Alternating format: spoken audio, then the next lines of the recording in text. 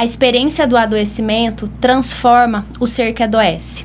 É com a frase do livro O Atendimento Psicoterapêutico no Luto, da Maria Helena Franco e da Karine Polido, que eu inicio o nosso bate-papo de hoje. Um espaço criado e pensado com muito carinho para que a gente possa falar dos nossos lutos de forma leve e dar sentido para os nossos lutos.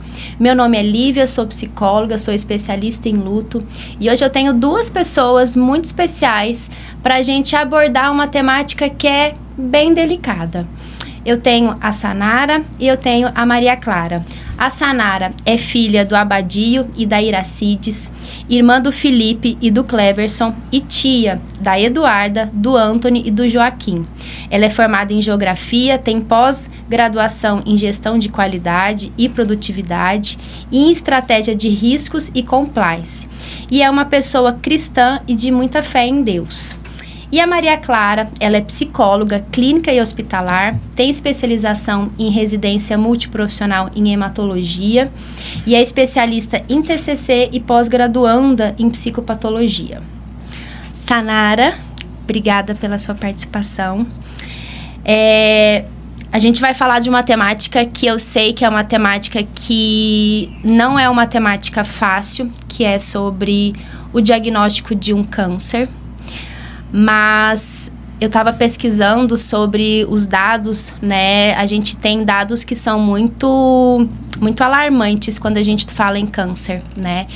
Eu identifiquei que de 2023 a 2025 a gente tem um aumento de mais ou menos 700 mil casos de adoecimentos. Então, é uma temática que está muito presente no cotidiano de muita gente. Hoje em dia, a gente tem cada vez mais o adoecimento pelo câncer. E você passou por uma situação. Eu queria que você compartilhasse um pouquinho, assim, de toda essa experiência, toda essa vivência, toda essa nova vida que você teve a partir do diagnóstico. Bom, boa tarde, né? Eu quem agradeço o convite por poder compartilhar, né, todo esse movimento que aconteceu na minha vida nos últimos meses. Hoje mesmo eu estava conversando com uma pessoa de manhã e ela não me via desde antes do diagnóstico e ela me viu hoje. Ela, meu Deus, como você passou por tanta coisa e estão aqui de novo na porta da sua casa, né? A gente se encontrou pela manhã e, enfim, é um movimento, né, que acontece. Por que eu falo movimento? Porque mexe com a vida, mexe com a sua saúde física, mexe com a sua saúde mental, mexe com seus amigos, mexe com a sua família, mexe com tudo que está dentro e fora de você, né? Não foi fácil? Obviamente que não, né? Se alguém que é diagnosticado com essa doença disser que foi fácil, tá mentindo, tá mentindo. É claro que existem várias formas da gente encarar, várias formas da gente conduzir todo o processo, né? Eu tenho uma amiga que ela conta a minha história, ela fala pra todo mundo que eu escolhi viver. Eu escolhi ser feliz em meio a tudo isso. E aí eu olhei pra ela a primeira vez que ela me contou isso, eu falei, você tem razão, eu escolhi. É uma escolha, né? Mas não é simplesmente você escolher que tudo vai ficar bem. É a partir dessa escolha que você vai tentar se movimentar, que você vai tentar fazer aquilo que você consegue pra você conseguir ficar em pé, pelo menos, né? Eu amo viver. Eu amo viver, eu amo viajar, eu amo ler, eu amo assistir séries, filmes, eu amo beber uma cerveja, eu amo um boteco, eu amo estar com os meus amigos, eu amo a minha família, eu amo, né, todo o meu estilo de vida. E quando eu fui diagnosticada, o médico ele só falou assim, olha, eu tive linfoma de Hodgkin, né, uma doença no sistema linfático. E aí, a hora que ele falou assim, olha, sua biópsia deu positiva. E aí eu lembro que, né, estava meu pai e meu namorado na sala. Eu olhei pro médico e não escutei mais nada. E aí ele começou com um prognóstico, né, como seria o tratamento. E eu olhava para ele e a minha cabeça ia lá, que eu ia perder o cabelo. Eu estava desempregada à época, que como que eu ia procurar emprego? Eu estava em 2 processos seletivos já bem avançados, de uma forma positiva. E eu pensava, e agora? Meu cabelo vai cair, eu vou perder o emprego, e será que eu vou morrer? E será que eu vou sobreviver? Eu vou ficar arrastando em cima de uma cama, como que vai ser isso? Como que vai ser isso? Mas não dá. A minha idade, eu ainda tenho muita coisa para fazer. A minha cabeça ficou girando ali uma meia hora. Eu não lembro muito do que ele falou. Ele é um médico muito explicativo e ele fala com você desenhando e escrevendo.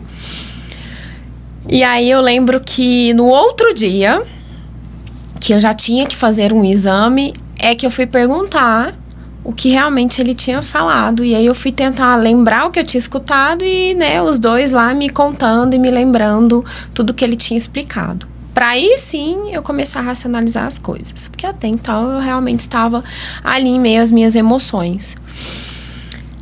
E fiz o exame, depois voltei, isso foi de sexta para sábado, voltei no consultório na quarta, porque aí sim ele ia me explicar o estágio da doença e tudo o que deveríamos fazer.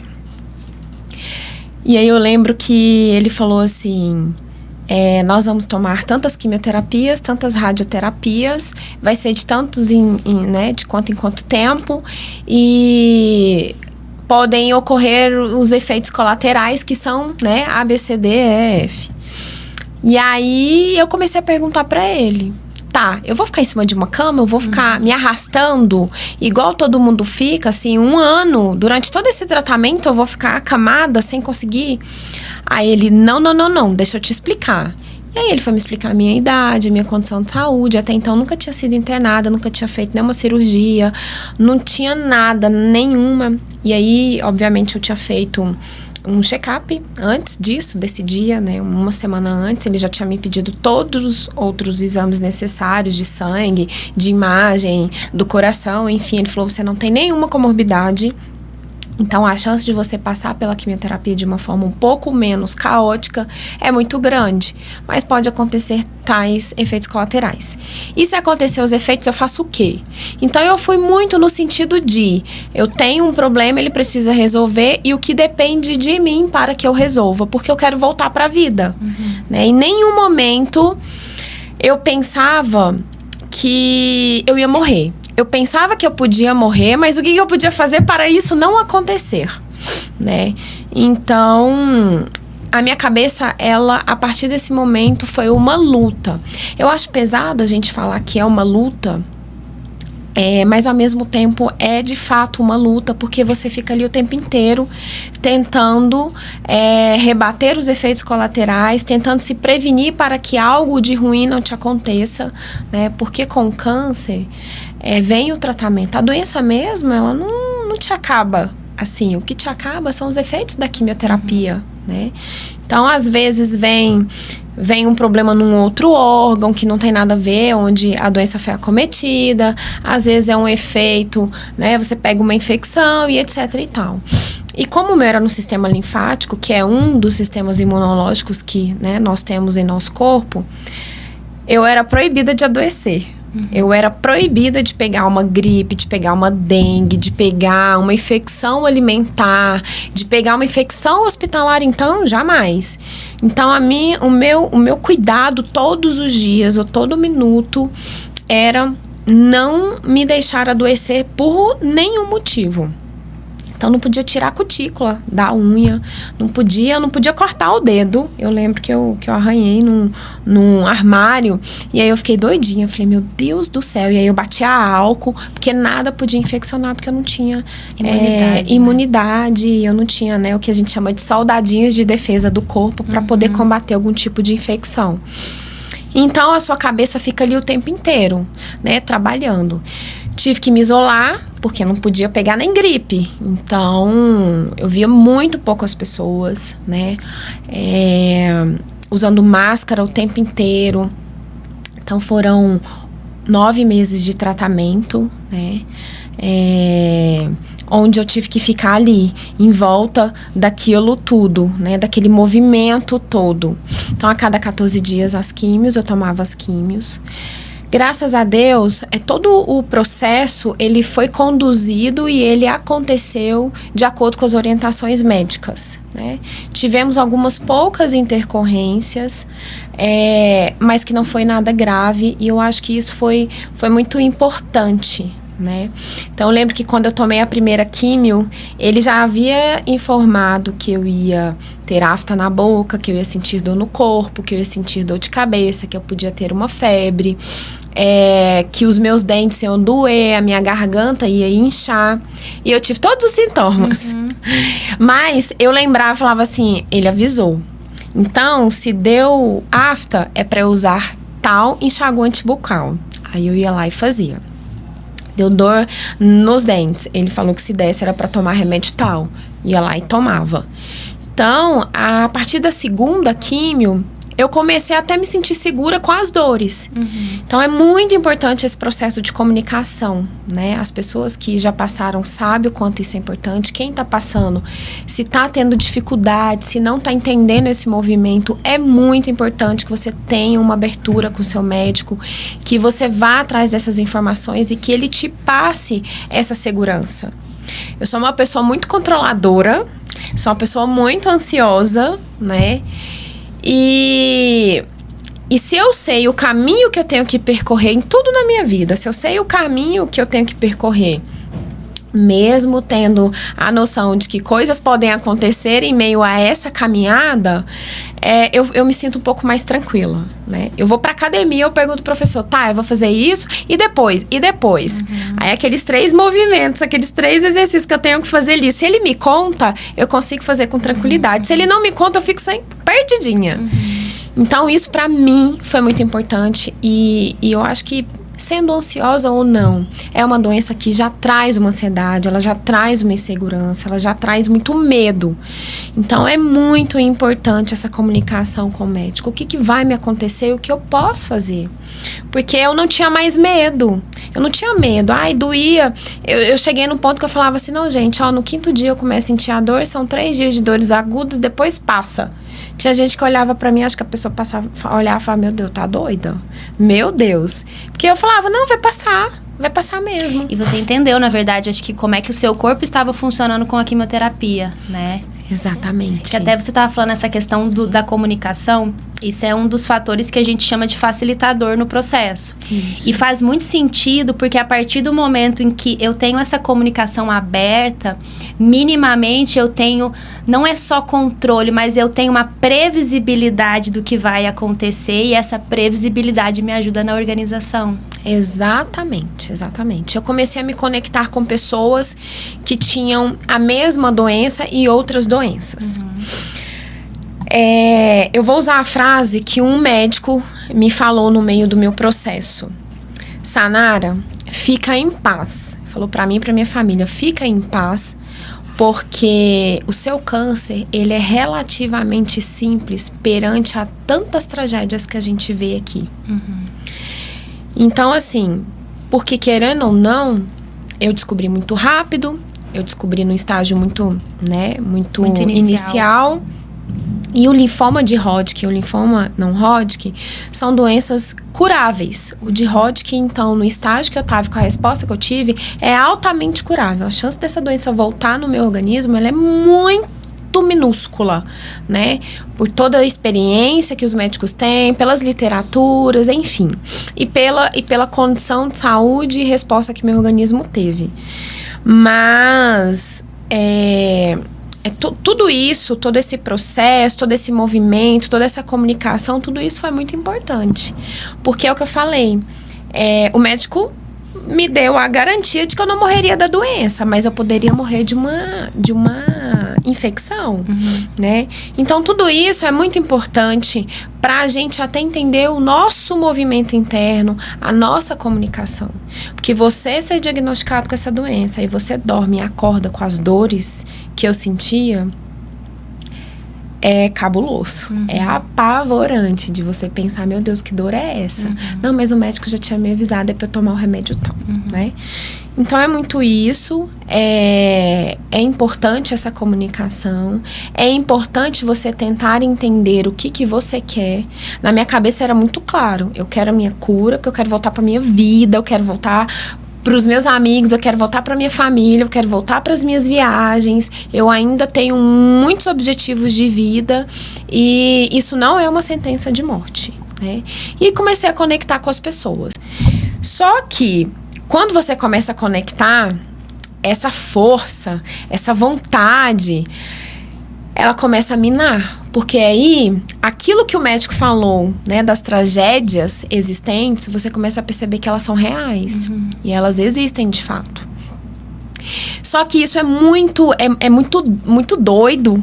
Por quê? Porque tem pessoas que encaram de uma forma e tem pessoas que encaram de outra. Mas eu comecei a perceber ao longo do tempo que a minha força física, a minha força mental, ela estava minando, assim como as minhas células estavam morrendo com o passar do tempo e os números de químios, né, acontecendo aqui. E aí eu comecei a filtrar. Eu tive que filtrar para eu conseguir manter um pouco da minha sanidade mental. Então eu parei de seguir algumas pessoas. Eu comecei a filtrar as pessoas que tinham sido acometidas com a mesma doença que a minha e não outras. Então, o linfoma de Hodgkin é diferente de um câncer de mama, né?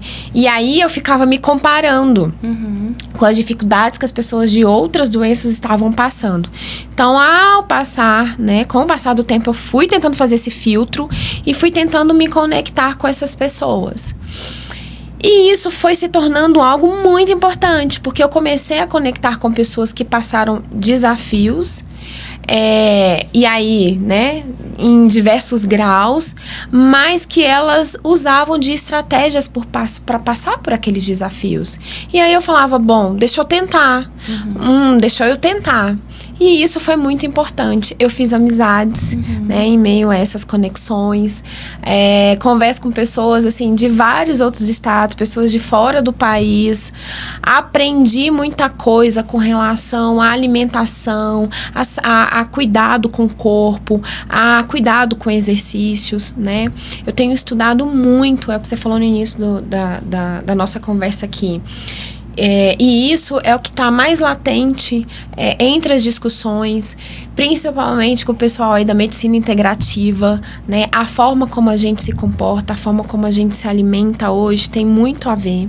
Eu acredito muito que a alimentação, ela pode prevenir ou ela pode ajudar a curar.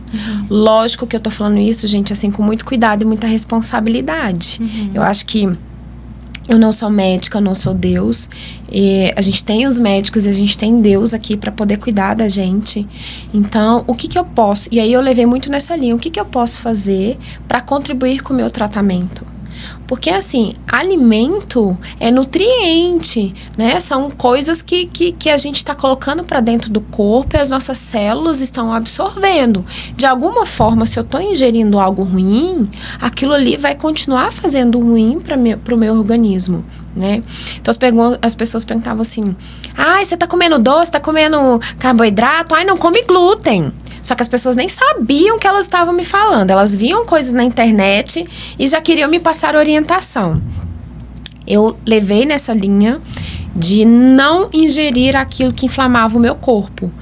Álcool, glúten, carboidrato, gordura, doce. Não porque alimenta a célula cancerígena, né? Não existem pesquisas científicas que comprovem isso em 100%. Existem algumas poucas pesquisas e algumas especulações. Mas se você pensar, se você que nunca teve câncer e você come muita gordura, dá ruim. Se você come muito doce, dá ruim. Então, fui em 3 nutricionistas diferentes, uma oncológica e as outras 2. Uma que é muito estudiosa e a outra que ela é só física. E todo mundo falava, a quimioterapia ela mata células boas também. Também, né? Então, ela tá ali pra matar ruim, mas ela mata boa. Então, você precisa nutrir o seu corpo. E aí, foi uma decisão que eu fiz, que eu tomei. E pra mim foi maravilhoso, porque eu consegui, né? Eu perdi 10 quilos e também achei ótimo, já tava um pouco acima do peso. E já tô recuperando, gente. Nossa, já voltei pra nutricionista anteontem, que é pra... Tem quanto tempo que você finalizou a quimioterapia? 90 dias. 90 dias. 90 dias. Então, até as químios, é aquilo, sem restrições, mas tentando ter uma alimentação, né, um pouco melhor. Depois das químios, eu continuo, né, com essa alimentação, eu quero manter pra sempre. Mas é isso, o dia que dá vontade de comer um docinho, eu como. O dia que dá vontade de comer um pastel da feira, eu como. O dia que dá vontade de tomar um álcool, eu tomo, né? Lógico que eu confesso que eu tenho medo. O dia que eu tomo uma cerveja, eu falo, ai meu Deus. Mas é isso, a gente volta pro racional. Mas é muito né? recente, né? Se a gente para Sim. pra pensar, né? 3 meses de uma vivência em relação a uma doença que tem um histórico, que tem um estigma e que ele é associado a uma sentença de morte, o que são 3 meses? Nada. Não é nada? Nada, Né? nada. Então, acho que... E você falando, eu fiquei aqui pensando, né? Todo esse processo de diagnóstico, de passar pelo tratamento, agora de alta, é um processo de transformação. Com certeza, a Sanara que existiu, tá aí, mas de uma maneira mais modificada. Tem uma reorganização de identidade também. Eu hoje, eu falo que o que mais me emociona e o que mais me assusta não é o como eu passei por todo o processo, não é o como eu encarei tudo e não são as decisões que eu tomei de encarar tudo isso de uma forma menos traumática. É como eu estou hoje, 90 dias, né? É de eu olhar para trás e falar assim, deu certo, né? E como eu ando diferente. Eu sou uma outra pessoa, né? Eu acho meio clichê falar assim, nossa, eu mudei demais, nossa, eu sou uma outra pessoa. Mas não é nada automático. Você vai percebendo em meio ao seu dia a dia, em meio às suas falas, em meio às suas decisões e às suas atitudes e aos seus pensamentos, né? Obviamente que a gente não vira de cabeça para baixo, não. Isso não aconteceu comigo, gente. Não é assim. Ai, não. Eu tenho ainda vários defeitos, eu tenho ainda várias crenças, mas muitas coisas não tem como você sair de um processo desse sem se tornar uma pessoa um pouco mais evoluída. Não tem uma transformação, né? Eu digo que não deu tempo de eu me transformar em uma pessoa nova, mas deu tempo de eu entender o que eu preciso transformar. Deu tempo de eu entender o que é necessário que eu transforme. Deu tempo de eu entender o que eu preciso fazer para conseguir chegar nessas transformações necessárias. É o que você falou, é muito recente, é muita coisa, né? Quem me conhece de perto, quem me conhece, né?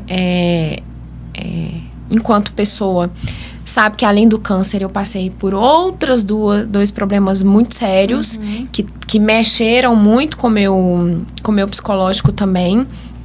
Mas assim, hoje, para eu resolver todos os problemas que eu preciso resolver, eu já tô com pensamentos, posicionamentos e atitudes muito diferentes de antes, né? E eu costumo falar para todo mundo que começa a reclamar da vida para mim, que eu falo, é problema de saúde? Não, então vai resolvendo, não preocupa não. É isso, sabe? Vai ter uma saída. Sim, porque a gente tem muito essa mania. Eu sou sagitariana. Então eu sou positiva, sou otimista. Pra mim tudo vai dar certo, tudo, né? Mas, obviamente, que diante de uma situação dessa, esse positivismo, ele começa a cair um pouquinho por terra. Mas eu tenho falado isso pra muitas pessoas quando elas vêm com algum problema e que eu falo assim, já resolve. Não é um problema de saúde, não é uma sentença de morte. Não que isso tenha, que agora, daqui pra frente, esse é o único problema que as pessoas vão enfrentar. Eu enfrentei esse e mais alguns, né? Mas é isso. O resto, se você tem saúde, se você tá bem com você mesma, e aí eu acho que saúde física e mental, né? E eu também falo que a saúde mental, ela é o câncer da mente das pessoas, porque você não consegue, né, também dar andamento em nada na vida. Então, se você tem saúde física e você tem saúde mental, e aí essa é uma das transformações que eu tenho vivido também, né? Toda vez que eu vou para reclamar de algo, eu falo, opa, calma aí, que você resolveu já o que era mais difícil na sua vida. O resto... Senta, vamos pensar, deixa eu ver aqui. Então, assim, lógico, gente, que com muita responsabilidade, racionalidade, sem muito oba-oba, né? Eu tenho chamado isso de muita maturidade, né? Então, é isso. Eu acho que é um dos principais pontos que eu tenho percebido, assim, que eu tenho tirado de lição, né? Com tudo isso, é que se a gente tem saúde física e mental, o resto é resto. E eu acho que você falou uma frase que é legal, né? Você está nesse processo de transformação. Porque 3 meses é ontem. Exatamente. Diante de tudo aquilo que você passou. Exatamente. Né? Sabe que eu fiquei aqui pensando... eu trabalhei na oncologia durante 2 anos. E foi assim, sem querer. Porque eu tinha terminado a residência. A minha residência foi em urgência e emergência. Então, foi em emergência e UTI. E aí surgiu a vaga de oncologia, fui. E quando eu tava na oncologia, eu tava sentindo a necessidade de entender, bom, como é que eu vou acolher esses pacientes, né? Como é que vai ser esse trabalho diferente com esse perfil de paciente que é diferente da UTI, que é diferente da emergência. E aí eu fui estudar o luto. Então, o luto, ele entrou na minha vida por aí. Né? A gente não precisa necessariamente ter experiências pessoais para se interessar por algum assunto, né? E o luto, ele entra na minha vida para me dar recursos suficientes para conseguir atender demandas de pacientes em situação de câncer, que é uma situação que causa muito temor, né? E aí eu jogo a pergunta para Maria Clara, né? Que fez residência em oncohemato, escolheu essa área, porque quando a gente faz a prova lá, para fazer a prova, você escolhe a área que você quer, né? E hoje você trabalha com o paciente oncológico. Sim. Me conta, assim, como é que é essa escolha, de onde que veio, como é que é trabalhar com esse paciente? Assim, acho que trabalhar com esse paciente é minha missão de vida. Eu falo que é uma escolha que remonta à minha infância. Inclusive, porque o meu irmão, ele teve câncer e a nossa diferença é quase 10 anos. Então, eu tinha 4, 5 anos e minha mãe me levava para o hospital, que é o hospital que eu trabalho hoje, porque nunca foi escondido o adoecimento. E eu ficava ali, nos corredores, visitava. E aí, acho que ficou adormecido. Fiz uma faculdade, fiz uma especialização e vi que não me encaixava ali, não era... Eu falei, não, vou fazer o que eu sempre quis, que é psicologia. Aí abandonei o trabalho, voltei, fiz outra faculdade e dentro da psicologia, eu falei, não, eu vou ser psicólogo hospitalar, que eu quero ofertar para aqueles pacientes que eu via uma coisa boa, uma técnica, um acolhimento, uma escuta, né, para as dores, porque a gente vê que é muito difícil escutar, às vezes, o que o paciente tem para falar, o que a família. Aí eu fui... Aí as minhas escolhas foram assim, não, então eu vou fazer psicologia, já voltado tudo para psicologia hospitalar. Aqui, né, onde que eu formei o último ano, você fica no estágio, né, então é um ano inteiro. Aí eu fui fazer a prova para ir pro hospital onde que eu estou, do Araújo Jorge. Fiquei 1 ano lá aprendendo, e eu falo que lá é uma escola de vida, porque eu posso vir com qualquer técnica, mas eu aprendo muito mais com meus pacientes do que eu consigo, às vezes, né, ofertar. E eu acho isso tão legal de você falar, porque assim, eu sou professora, e aí às vezes os alunos perguntam questões que a gente fala, Não sei, porque vai depender de cada caso, né? Então a gente faz as adaptações do que a gente tem numa teoria de livro para uma realidade que às vezes é num contexto diferente, numa situação diferente que precisa de adaptação. Sim, e aí então a gente tem toda a teoria, mas eu falo que o psicólogo hospitalar, principalmente o oncológico, ele tem que ser muito flexível, não dá para ser engessado. Então eu venho às vezes com protocolo, porque é muito comum ansiedade, manejar a ansiedade. Então eu tenho que olhar aqui, qual que é aquele paciente que eu tô? Ele não é um diagnóstico, ele não é um leito. Ele tem toda uma história, ele é família. Então, primeira coisa, ouvir, conhecer verdadeiramente aquele paciente meu, o que ele gosta, o que ele não gosta. Eu sempre trago um exemplo que um dia me chamaram para avaliar um paciente que estava muito ansioso na enfermaria, não estava dormindo. E eu fui descobrir, ele nunca tinha dormido numa cama, ele só dormia em rede. Então, a questão era, ele estava estranhando ali aquela rede, né? A gente faz todo um trabalho. E eu tenho uma coisa comigo. Toda vez que eu entro num leito de um paciente qualquer, eu falo assim, eu tô entrando aqui como se fosse, como eu gostaria de ser tratada, como eu gostaria que um familiar meu fosse tratado. Porque uma coisa que é muito certa pra gente lá, que hoje nós somos os profissionais da saúde, mas nada impede de amanhã a gente ser o paciente. Perfeito. Então eu entro sempre com isso, assim, e eu quero entrar para conhecer a história. Então, é lógico que para estudar são muito, né? Então, assim, foram 2 anos de residência, que são 60 horas dentro de um hospital, estudando, mas eu sempre tento adequar todas as técnicas ao que é possível àquele paciente, o que faz sentido para aquele paciente, não só para a família, porque a gente cuida tanto da família, do paciente, como e ajuda na comunicação com a equipe também. Então, não adianta eu vir com termos técnicos, às vezes meu paciente não vai entender. Então, eu adequar a minha linguagem ao que ele entende, até porque ele tem o direito, ele precisa saber quais são os procedimentos, o que vai ser feito com ele, por exemplo, num preparo cirúrgico. Então, tudo isso é muito importante. Que eu acho que daí entra a figura do psicólogo, né? Sim. Que isso eu comento com os alunos, que ninguém tem obrigação de saber o que o outro faz, mas nós, enquanto profissionais, a gente tem a obrigação de dizer o que a gente faz, né? E eu acho que entra muito isso no fazer do psicólogo. Fazer do psicólogo tem esse lugar de acolhimento, tem esse lugar de dar espaço para as dores, para ouvir as dores, porque às vezes a equipe, às vezes os familiares, eles não têm condições de ouvir essas dores. Aí vem o psicólogo, de fazer essa ponte com a equipe, ponte com a família. Sim, e às vezes, com o psicólogo, é o único lugar que o paciente vai poder falar determinadas situações. Então, assim, eu tinha um paciente que ele acha que foi um dos que todos os pacientes marcam, mas tem aqueles que a gente sempre lembra.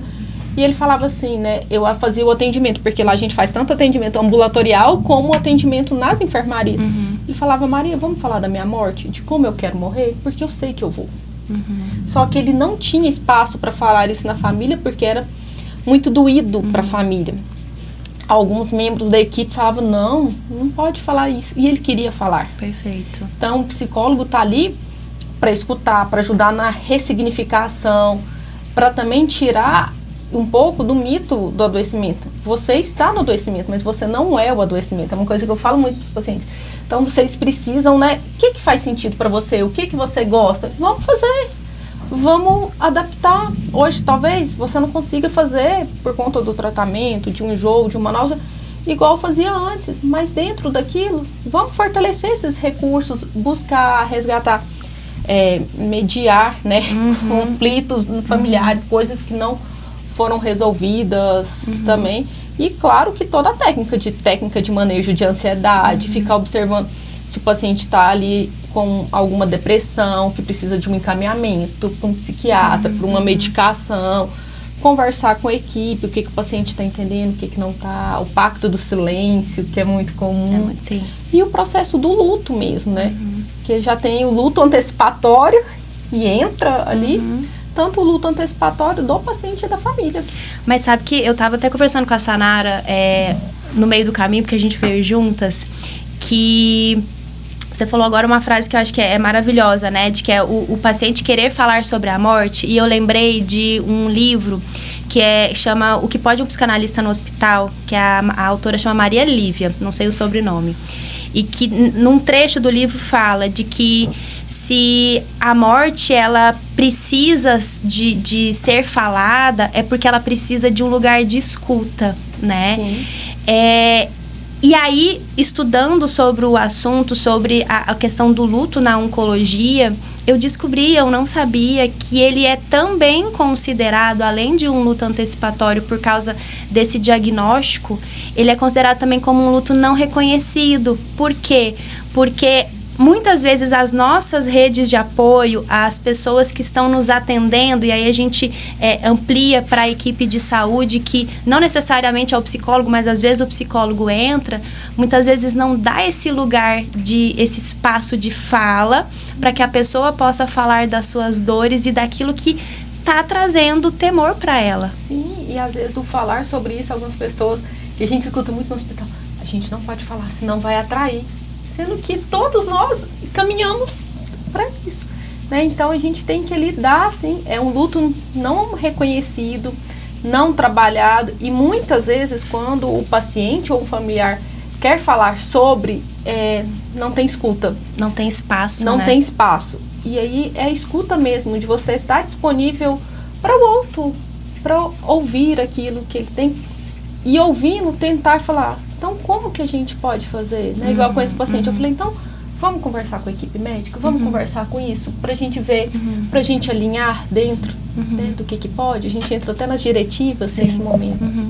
Eu fiquei pensando, você teve acompanhamento nessa área, você estava em acompanhamento com psicólogo durante o seu processo? Sim, eu tive, e ela tá falando aqui, eu tô lembrando aqui de pontos, assim, tão importantes, né?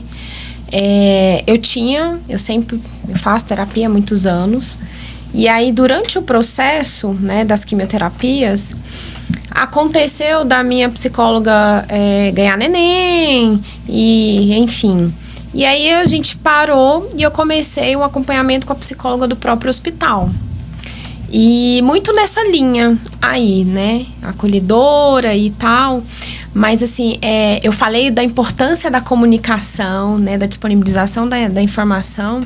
E esse cuidado do psicólogo, eu acho que ele é muito importante. Eu brinco, eu sou uma pessoa terapeutizada, porque eu faço, né, terapia há muitos anos, e até a própria psicóloga falava, Sanara, você é muito racional. Mas é aquilo, de novo, o meu diagnóstico, o médico sempre frisava, né, vai dar certo, nós já sabemos que vai dar certo. Então, isso também me deu muita confiança. Mas é muito importante esse acolhimento, essa escuta. O psicólogo é algo que eu percebi também, é muito importante que ele entenda da sua realidade médica, né? Ele tem que ir lá entender qual é o caso da Sanara. Sim. E nem sempre é possível, porque às vezes, se eu tivesse com a minha psicóloga particular mesmo, que era fora do hospital, ela não teria essa condição, a não ser que ela se disponibilizasse para ir até lá. Mas sendo ali do meio da equipe médica, isso é muito importante, porque cada diagnóstico é único. Então, às vezes, eu tenho a mesma doença que você, mas o meu corpo é diferente do seu. Eu vou sobreviver e você não. Então, o psicólogo ele precisa entender esse cenário até para ele te conduzir. Nossa, Sanara, ela vai ficar aqui 5, 10, 15 anos, mas ela vai ficar com a doença. A Lívia, a gente não dá um mês. A Joana, não, ela vai curar. Então, o direcionamento disso, pelo menos para mim, enquanto paciente, eu vejo que é muito importante. Porque a gente se apega no psicólogo. Eu, em casa, a minha mãe não chorava na minha frente, o meu pai não chorava na minha frente, e eu só chorava de dor física. As emoções, quem tava chorando pra quem? Mas eu tinha psicóloga pra chorar. Ixi, falava tudo. Por quê? Porque meus pais já estavam desesperados, preocupados e cuidando de mim, porque eu tive que sair da minha casa e voltar pra casa deles pra eles cuidarem de mim. E eu tinha essa força. Então, eu falava com o psicólogo. E aí, em meio ao tratamento, eu busquei uma psicóloga que já teve o câncer. Que aí foi mais maravilhoso. E hoje eu não largo ela por mais nada nesse mundo. Aí foi uma identificação, né? E o psicólogo também nesse ambiente, a gente precisa saber das medicações.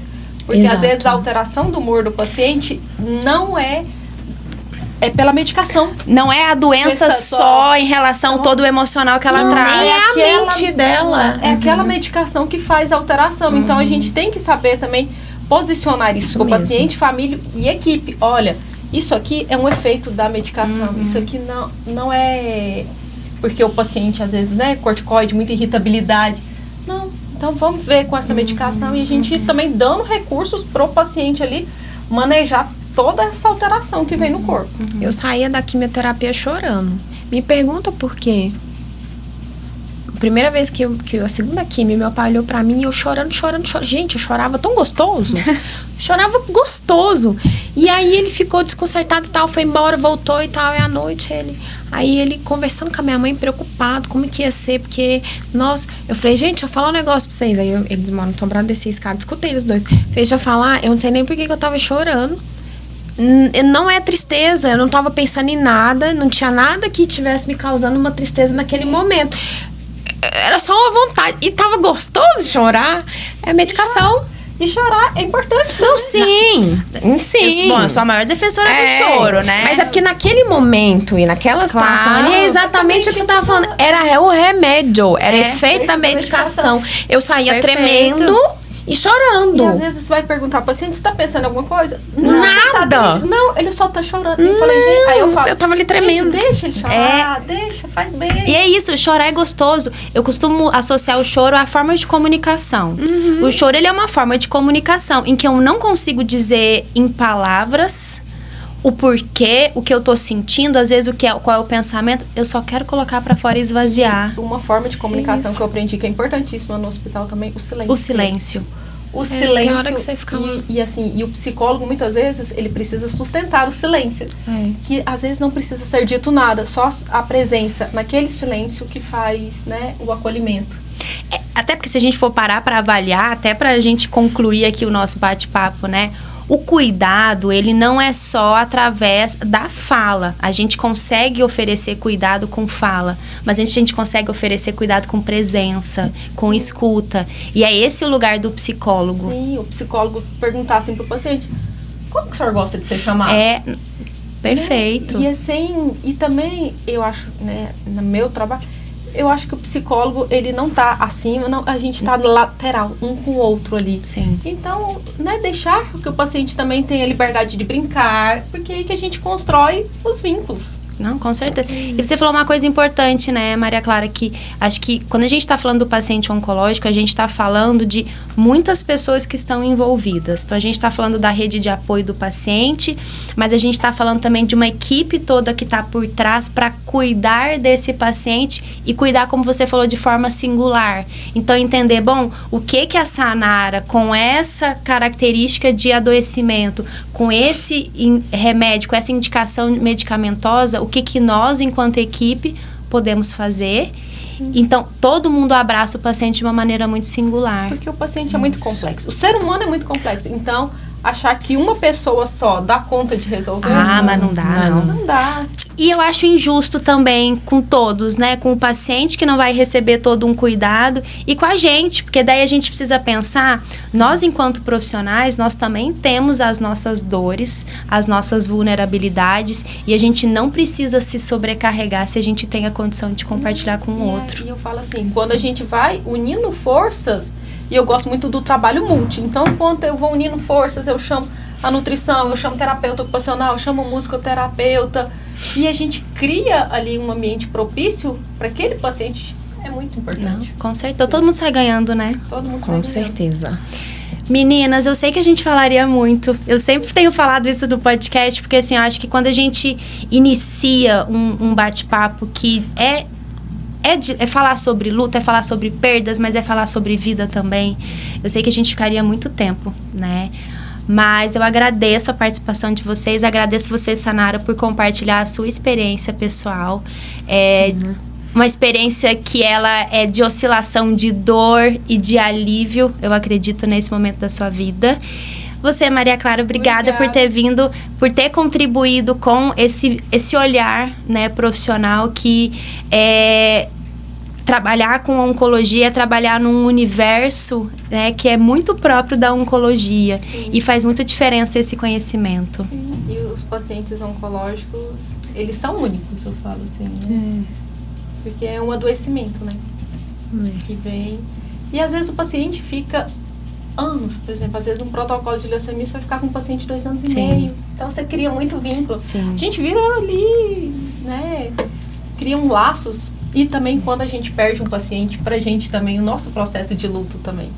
Esse é um outro tema que eu vou querer abordar sobre o luto do profissional. Eu estava até comentando isso com a Sanara na nossa vinda, né? De que o profissional de saúde, muitas vezes, ele se coloca num lugar de super-herói, mas ele também sente dores, né? E falar sobre essas dores do profissional também é a gente olhar para ele com uma forma cuidadosa. São lutos que a gente vive, às vezes, que são muito doloridos. Com certeza. Pra gente, como equipe, a gente esbarra ali também nos nossos processos. Obrigada, meninas. Eu que agradeço. E, pessoal, o câncer não é uma sentença de morte. Eu acho que essa é a frase que todos temos que ler todos os dias, né? Pela nossa discussão aqui, não podemos enfrentar ele como uma sentença. É isso. Obrigada a você que acompanhou aqui o nosso bate-papo e que a gente possa ter um espaço legítimo para falar das nossas dores e dar sentido para os nossos lutos.